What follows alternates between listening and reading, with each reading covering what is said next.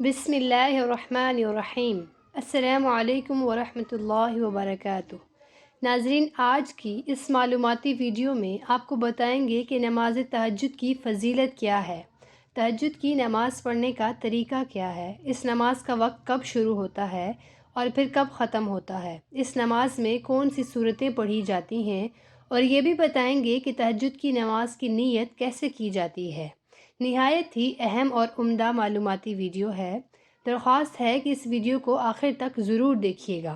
سب سے پہلے تو یہ جان لیجئے کہ اس نماز کی فضیلت کیا ہے۔ ایک حدیث کا مفہوم ہے، نبی کریم صلی اللہ علیہ وسلم نے ارشاد فرمایا، جو شخص رات میں بیدار ہو اور اپنے اہل کو جگائے، پھر دونوں دو دو رکعت پڑھیں تو کثرت سے یاد کرنے والوں میں لکھے جائیں گے۔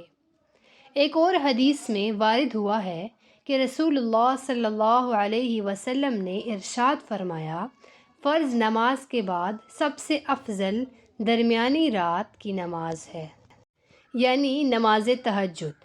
ایک حدیث کا مفہوم ہے، حضرت ابو ہریرہ رضی اللہ تعالی عنہ سے روایت ہے کہ رسول اللہ صلی اللہ علیہ وسلم نے فرمایا، ہمارا مالک اور رب تبارک و تعالی ہر رات کو جس وقت آخری تہائی رات باقی رہ جاتی ہے تو اللہ تعالیٰ دنیا کی طرف نزول فرماتا ہے اور ارشاد فرماتا ہے، کون ہے جو مجھ سے دعا کرے اور میں اس کی دعا قبول کروں، کون ہے جو مجھ سے دعا مانگے میں اس کو عطا کروں، کون ہے جو مجھ سے بخشش چاہے میں اس کو بخش دوں۔ تہجد کی نماز کی فضیلت کتنی زیادہ ہے، اس کو اس بات سے سمجھ لیجئے کہ اللہ کے نبی صلی اللہ علیہ وسلم اپنی تمام زندگی میں ہمیشہ بلا ناغہ تہجد کی نماز ادا کرتے رہے ہیں۔ اس نماز کو باقاعدگی سے ادا کرنے کا اہتمام کرنا چاہیے۔ اگر آپ کا کوئی مسئلہ بھی ہے اور کوئی بھی کسی بھی قسم کی پریشانی ہے، یعنی رزق کی تنگ دستی ہے، اچھا رشتہ نہیں مل رہا، مناسب ملازمت یعنی جاب نہیں مل رہی، کسی تکلیف دہ بیماری میں مبتلا ہیں، تو آپ اس نماز کو باقاعدگی سے ادا کرنے والے بن جائیں۔ انشاءاللہ چند ہی دن کے اندر آپ دیکھیں گے کہ اللہ کے فضل و کرم سے آپ کی وہ پریشانی اور وہ مسئلہ ضرور حل ہو جائے گا۔ یعنی دنیا جہاں کا کوئی بھی مسئلہ درپیش ہو تو اس کے لیے نماز تہجد کو اپنا معمول بنا لیں اور پھر دیکھیں کہ کیسے وہ مسئلہ حل ہو جاتا ہے۔ ناظرین، اب یہ جان لیجئے کہ اس نماز کا وقت کب شروع ہوتا ہے۔ بہت سارے لوگ اس غلط فہمی کا شکار ہیں اور وہ یہ سمجھتے ہیں کہ تہجد کی نماز کا وقت صرف اور صرف رات کے پچھلے پہر ہی ہوتا ہے، یعنی جو اذان فجر سے پہلے سحری کا وقت ہوتا ہے، یہی وقت نماز تہجد ادا کرنے کا ہے اور اس سے پہلے ادا نہیں کی جا سکتی، جبکہ یہ ایک بہت بڑی غلط فہمی ہے۔ اور اب اس مسئلہ کو بہت ہی دھیان سے سمجھ لیں کہ تہجد کی نماز کا جو وقت ہے وہ تبھی سے شروع ہو جاتا ہے جب آپ عشاء کی نماز پڑھ کر فارغ ہو جاتے ہیں، تو اسی وقت سے ہی آپ کے لیے تہجد کی نماز کا وقت شروع ہو چکا ہے۔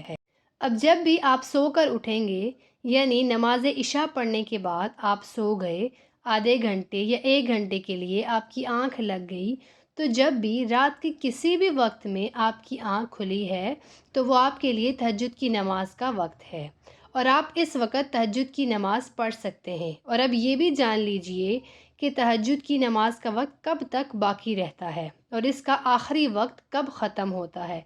تو جان لیجئے کہ جب سحری کا وقت ختم ہوتا ہے تو تہجد کی نماز کا وقت بھی ختم ہو جاتا ہے۔ نماز تہجد پڑھنے کا سب سے افضل ترین وقت صبح سحری کا وقت ہی ہے، کیونکہ یہی وہ وقت ہے جب انسان گہری نیند کے مزے لے رہا ہوتا ہے۔